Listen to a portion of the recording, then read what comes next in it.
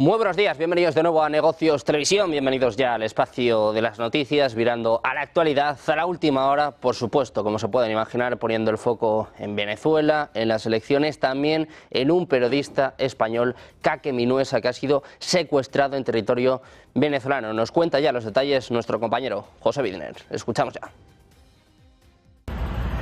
Muy buenas, es la última hora que tenemos ahora mismo. El periodista Kake Minuesa habría sido secuestrado por la Dirección General de Contrainteligencia Militar en Venezuela después de acudir al hotel a recoger una parte de sus pertenencias y en ese momento habría sido no detenido, sino secuestrado. Se encuentra ahora mismo en paradero desconocido y estamos a la espera de ver si en las próximas horas se conoce algo del paradero y de la situación del periodista español que había ido a informar de lo que estaba sucediendo en estas elecciones en Venezuela. Ojo porque yo mismo hablé ayer en la jornada con Kake Minuesa para intentar ver la fotografía alrededor de lo que estaba viviendo, incluso para decirle y para invitarle al programa que hemos hecho esta mañana, y me contestaba ya muy preocupado alrededor de la situación, que no iba a entrar y que, probablemente no iba a entrar, que no iba a entrar debido a la situación en la que se encontraba ahora mismo, buscado y perseguido por el régimen de Maduro. Ha sido,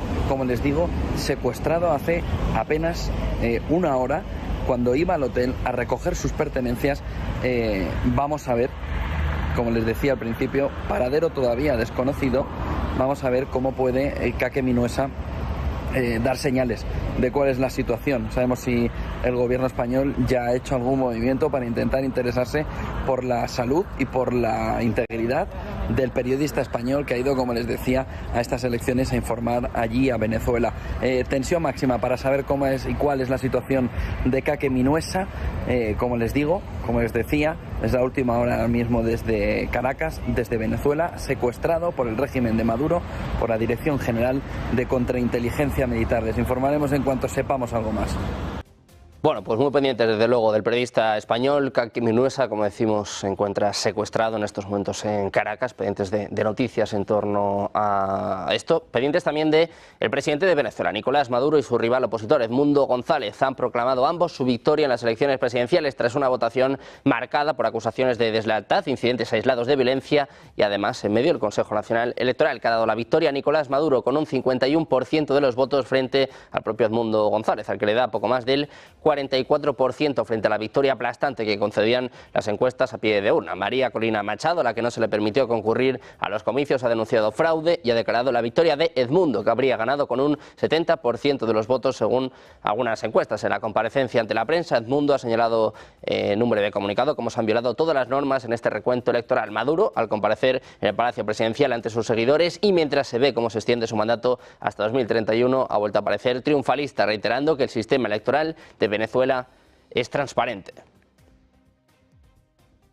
En el discurso, precisamente tras su victoria en los comicios, el presidente de Venezuela ha respondido a las acusaciones de fraude hechas por su homólogo argentino Javier Milei, a quien calificó de sociópata sádico que disfruta haciendo sufrir al pueblo de Argentina. Decía Maduro: a Milei le digo, no me aguantas un round, bicho cobarde, traidor a la patria, eres un tronco de fascista. Así arremetía el mandatario de la República Bolivariana, después de que Milei denunciara a través de sus redes sociales un presunto fraude, cuando aún no se conocían los resultados de las votaciones. Decía el propio Maduro: ya este pueblo dijo no al capitalismo salvaje. Desde Caracas, Venezuela, digo no a Milei. Así insistía frente a la multitud de venezolanos que la apoyaron gritando. Decía el propio Maduro: Milei basura, vos sos la dictadura. Mientras tanto, en Estados Unidos, el secretario de Estado estadounidense Antony Blinken ha pedido a las autoridades electorales de Venezuela que publiquen la tabulación detallada de los votos en las elecciones del domingo para garantizar la transparencia y la rendición de cuentas. En su comunicado ha señalado que Estados Unidos aplaude al pueblo venezolano por su participación en las elecciones presidenciales del 28 de julio, a pesar de los importantes desafíos y las profundas preocupaciones sobre el proceso. Decía Blinken: ahora que la votación ha concluido, es de vital importancia que cada voto se cuente de manera justa y transparente. Por su parte, China ha felicitado este lunes a Venezuela por una exitosa celebración de elecciones y al actual presidente Nicolás Maduro por su reelección después de que el Consejo Nacional Electoral del país caribeño anunciara su victoria en los comicios celebrados este domingo, según apunta EFE. El portavoz de la Cancillería china, Lin Yan, ha agregado hoy en rueda de prensa que China y Venezuela son buenos amigos y socios que se apoyan mutuamente. Lin aseveró que su país concede gran importancia al desarrollo de las relaciones entre China y Venezuela y que Pekín está dispuesto a trabajar con Caracas para enriquecer el contenido de su asociación estratégica. El portavoz expresó su esperanza de que el desarrollo de los lazos entre ambos países, que elevaron en 2023 el nivel de su relación bilateral, asociación estratégica contra viento y marea, durante una visita realizada por Maduro al gigante asiático, beneficie a ambos pueblos. El presidente ruso Vladimir Putin también ha felicitado este lunes a Nicolás Maduro por su reelección como presidente de Venezuela, diciendo que Moscú disfrutaba de una asociación estratégica con el Estado sudamericano y que Maduro siempre era bienvenido en Rusia. Decía Putin, las relaciones ruso-venezolanas tienen el carácter de una asociación estratégica, es lo que afirmaba en un mensaje a Maduro. Según el Kremlin, decía Putin que está seguro de que su actividad al frente del Estado seguirá contribuyendo a su desarrollo progresivo en todas las direcciones. Además, añadía que esto responde plenamente a los intereses de sus pueblos amigos y que está en línea con la construcción de un orden mundial más justo y democrático. Decía Putin además que quiere confirmar su disposición a continuar trabajando conjuntamente de manera constructiva en los temas actuales de la agenda bilateral e internacional. En Europa, el alto representante de la Unión Europea para Asuntos Exteriores y Política de Seguridad, Josep Borrell, ha solicitado este lunes transparencia en el proceso de elecciones que se celebró este domingo en Venezuela, es lo que informa Servimedia. Borrell reclamó transparencia del proceso electoral para que la voluntad de la ciudadanía sea respetada. Decía, el pueblo de Venezuela votó sobre el futuro de su país de manera pacífica y masiva. Su voluntad debe ser respetada. Es vital asegurar la total transparencia del proceso electoral, incluyendo el conteo detallado de los votos y el acceso a las actas de votación de mesas electorales. También pendientes de la tensión en Oriente Medio, el ejército de Israel ha bombardeado esta noche de forma simultánea 7 regiones del interior y el sur del Líbano, en respuesta al ataque de Hezbollah que acabó con la vida de 12 niños y adolescentes en un campo de fútbol en la ciudad drusa de Magdal Shams, mientras se eleva la presión internacional para desactivar la tensión. El jefe de la diplomacia de Estados Unidos, Anthony Blinken, insta precisamente a enfriar la tensión. Siria y el Líbano aseguran que el ataque no ha sido de Hezbollah y el jefe de la diplomacia de la Unión Europea, Josep Borrell, pide una investigación. Por su parte, el Gabinete de Seguridad de Israel autorizó este domingo al gobierno del primer ministro Benjamin Netanyahu a decidir sobre la forma y el momento de la respuesta al ataque con cohetes en los altos del Golán. Precisamente mirando a la tensión en Oriente Medio, les contamos que Israel quiere dañar a Hezbollah, pero no quiere arrastrar a la región a una guerra total. Es lo que apunta un alto funcionario de defensa israelí, mientras otros 2 funcionarios dijeron que el país se estaba preparando para la opción de unos pocos días de combate. Los funcionarios hablaron mientras el primer ministro Benjamin Netanyahu convocaba a evaluaciones de su seguridad y a su gabinete de seguridad a última hora del domingo, un día después del ataque en los altos del Golán, que acabó, como saben, con la vida de 12 niños y adolescentes.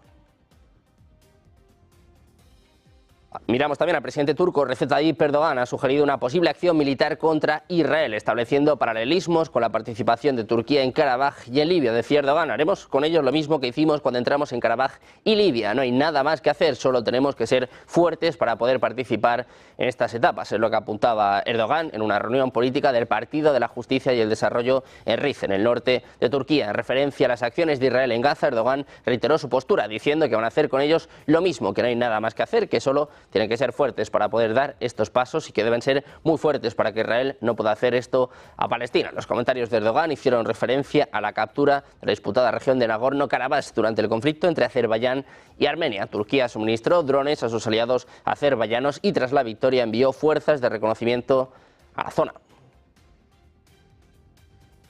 También mirando a Francia, los equipos de redes de las operadoras de telecomunicaciones SFR, Vigues y Free sufrieron múltiples sabotajes en la madrugada de este lunes en distintos puntos de Francia. Según informa el periódico Le Parisien, los actos de vandalismo contra estas compañías se produjeron en los departamentos de Herat, Bocas de Radano, Oise, Mosa, Drome y Aude. Según una fuente policial, se denunciaron cortes de fibra. Se registraron al menos 28 incidentes simultáneos que afectaron tanto a un número indefinido de clientes fijos y móviles dentro del país como a las operadoras extranjeras que utilizan la red SFR. Mientras, la noche del domingo fue detenido y puesto bajo custodia un activista de extrema izquierda que llevaba en su vehículo llaves de acceso a las instalaciones técnicas de la red ferroviaria SNCF, además de pinzas de corte. El hombre está siendo investigado en relación con los sabotajes que afectaron a varios sitios de la red ferroviaria de Francia el pasado viernes. También miramos a Estados Unidos. El presidente estadounidense Joe Biden acaba de anunciar este lunes su plan para reformar la Corte Suprema después de que esta última emitiera recientemente varios fallos controvertidos, entre ellos otorgar a los presidentes de Estados Unidos una amplia inmunidad frente a la responsabilidad penal y reducir el papel de las agencias federales en la interpretación de las leyes. Es lo que está apuntando CNBC en estos momentos. En su plan, Biden abogó por una nueva enmienda constitucional que declare que la Constitución no confiere ninguna inmunidad frente a acusación, juicio, condena o sentencia penal federal en virtud de haber servido previamente como presidente. Biden ha pedido que se impusieran límites a los mandatos de los jueces de la Corte Suprema, señalando que Estados Unidos es la única democracia constitucional importante que otorga puestos vitalicios a los jueces de sus tribunales más importantes. También dijo que el Congreso debería aprobar reglas de conducta y ética vinculantes y ejecutables que obligarían a los jueces a revelar regalos, abstenerse de actividades políticas públicas y recusarse de los casos en los que ellos o sus cónyuges tengan conflictos de intereses financieros o de otro tipo.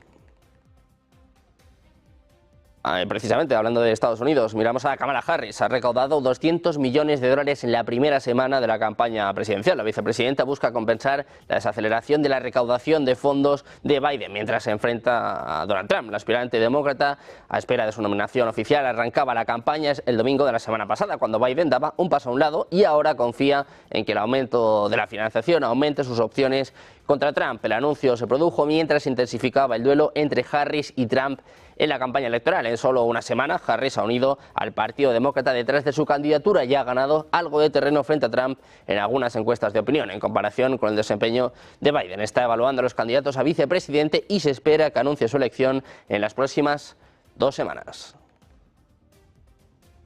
Mientras tanto, Donald Trump se ha mostrado a favor de que Estados Unidos mantenga los Bitcoin que posee, pero sin proponer la creación de una reserva estratégica de criptomonedas. Es decir, algo así como que tienen el 1% del supply total del suministro de Bitcoin que hay en todo el mundo y que Estados Unidos lo va a mantener. El magnate y candidato republicano ha encabezado la conferencia sobre Bitcoin más importante del año en Nashville este sábado. El expresidente dijo que si volviera a la Casa Blanca se aseguraría de que el gobierno federal nunca vendiera sus tenencias de Bitcoin. En este sentido, en un momento en el que el voto de los compradores de criptos y usuarios de tecnología financiera es vital, Trump ha buscado empatizar con el discurso. Además, señalaba que durante demasiado tiempo el gobierno ha violado la regla cardinal que todo bitcoiner conoce de memoria, la de que nunca hay que vender los Bitcoin. El candidato presidencial republicano asistía a este foro al tiempo que organizaba un acto de recaudación de fondos en Nashville, cuyas entradas alcanzaron un valor máximo de $844.000. Los organizadores de la Bitcoin Conference han señalado que tuvieron una breve conversación con Kamala Harris para que apareciera en la conferencia, aunque finalmente ella se negó. Miramos también a China, reprende a Estados Unidos. Declaraciones conjuntas entre Estados Unidos y Japón, acusan falsamente a China sobre cuestiones marítimas y señala su normal desarrollo militar y política de defensa. Es lo que apunta este lunes el Ministerio de Relaciones Exteriores chino. El comentario del ministerio siguió a las críticas de Estados Unidos y Japón, a lo que llamaron el comportamiento provocador de Beijing en los mares de China meridional y oriental, los ejercicios militares conjuntos con Rusia y la rápida expansión de su arsenal de armas nucleares.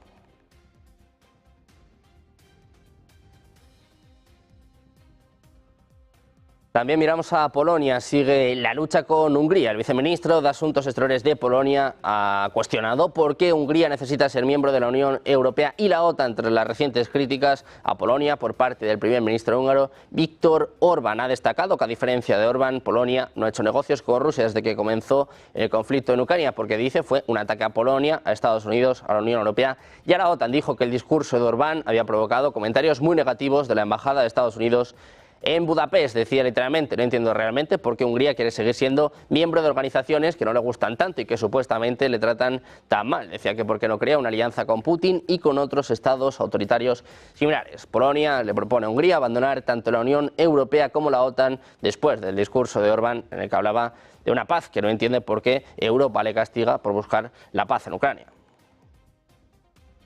Miramos también a los servicios de inteligencia de Reino Unido. Han aseverado este lunes que Rusia destina en torno al 30% de su presupuesto a financiar la guerra en Ucrania, especialmente con los beneficios obtenidos de los ingresos por el petróleo y el gas. Decía Reino Unido: Rusia afirma que el aumento de los ingresos del petróleo y el gas se destinan a ayudar al pueblo ruso. La realidad es que se destinan a esta guerra costosa, es lo que señala la inteligencia británica en su habitual informe sobre la guerra en Ucrania. Así las cosas, desde Londres han incidido en que, aunque los ingresos rusos en este ámbito han aumentado en un 50% de mayo de 2023 al mismo mes de 2024, estos beneficios se gastan en drones y trincheras en lugar de en sanidad y carreteras.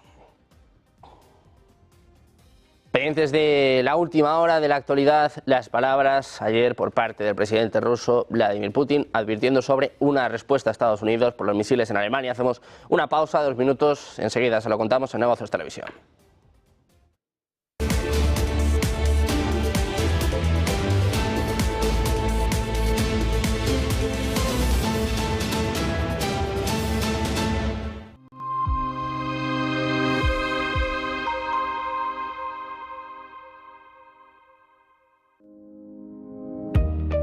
La historia de la bolsa española hay que buscarla más cerca de las leyes que de las acciones. De hecho, para buscar el origen del mercado bursátil en España, hay que remontarse al 10 de septiembre de 1831 con la publicación de la Ley de Creación de la Bolsa de Madrid. Sin embargo, el IBEX 35, el principal selectivo de la bolsa española e índice de referencia del mercado español, es mucho más joven y cuenta con poco más de 30 años de historia. Fue el 14 de enero de 1992 cuando el IBEX 35 vio la luz para servir de referencia al recién creado mercado de opciones y futuros. Desde entonces, la economía española ha triplicado su tamaño en términos de PIB, al tiempo que el valor de las empresas del indicador se ha multiplicado por 10. A lo largo de este tiempo, el IBEX 35 ha consolidado su posición como marca líder de la economía y de las empresas cotizadas españolas y principal indicador de su transformación. Desde su nacimiento, más de 60 compañías diferentes han pasado por la tabla. Para entender su composición y explicar la razón de sus integrantes, es importante señalar que el IBEX 35 es un índice ponderado por capitalización, lo que quiere decir que tienen más peso en las empresas de mayor valor, y lo componen los 35 valores más líquidos que cotizan en la bolsa española, ponderados por capitalización bursátil ajustada por capital flotante, una composición que se revisa de manera trimestral. En estos años se ha convertido en el referente nacional e internacional del mercado de valores español y ha servido de subyacente para multitud de productos financieros. La representación sectorial ha variado también notablemente, lo que confirma al IBEX 35 como la principal referencia de los cambios en la estructura de la bolsa y la economía española a lo largo de estas 3 décadas. La estructura actual es más diversificada y en ella la digitalización y las energías renovables han ganado peso. Pero el IBEX 35 no camina en solitario, sino que se ve acompañado de una gran familia. Entre las incorporaciones más reseñables se cuenta en 2009 la llegada del IBEX 35 con dividendos. Este indicador incorpora los pagos de las compañías que forman parte del selectivo, un factor especialmente importante para el mercado español, en el que la retribución al accionista es una seña clara de identidad que le diferencia de otros mercados de su entorno. Desde 2021 cuenta con el IBEX Gender Equality para fomentar la igualdad de género, con un horizonte que no deja de crecer mirando a indicadores de sostenibilidad. Entre los últimos, IBEX ESG y el IBEX ESG Weighted, aplicando la metodología del operador suizo SIX Group del que forma parte.